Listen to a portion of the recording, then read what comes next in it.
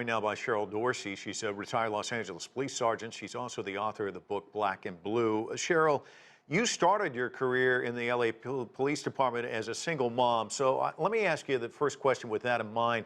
How are you viewing this and what happened there as someone who wore a badge, but also as a mom?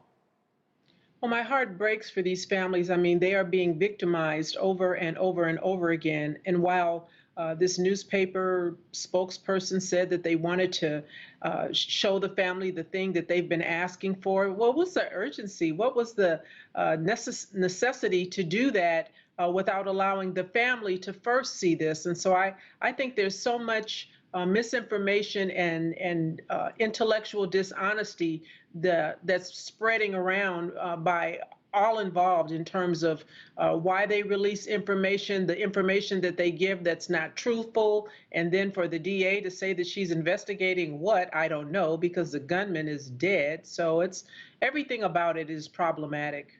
Yeah, we heard recently from one of the teachers who survived, who was shot, and said, he said, I just thought someone was going to come, and I waited and waited and waited for the longest time.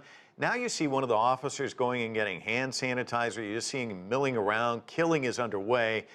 People just look at this video and say, how on earth could this happen? I mean, how do you make sense of it? You can't.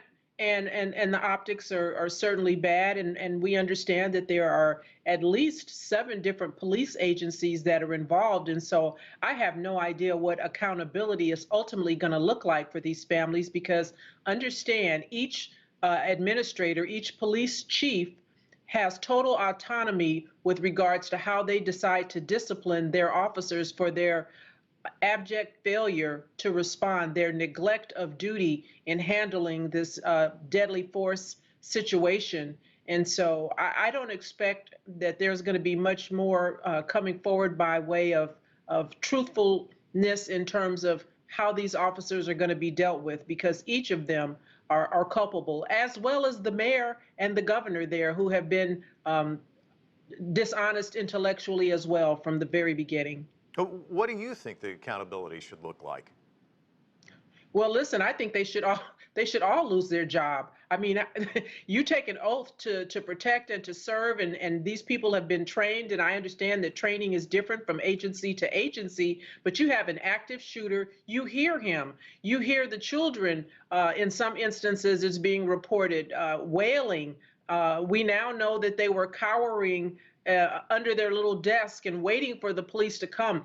Children were calling 911 repeatedly. We have a 10-year-old who says she had the foresight to spread the blood of a dying or dead classmate in the hopes that she would survive. And so accountability is going to look like every one of those officers need to be unemployed. And of course, civil liability, I can't even imagine what that's going to be like. That city will probably cease to exist when they get through compensating those families financially. Yeah, no amount of money is going to bring those kids back either. Cheryl, thanks so much. Appreciate it.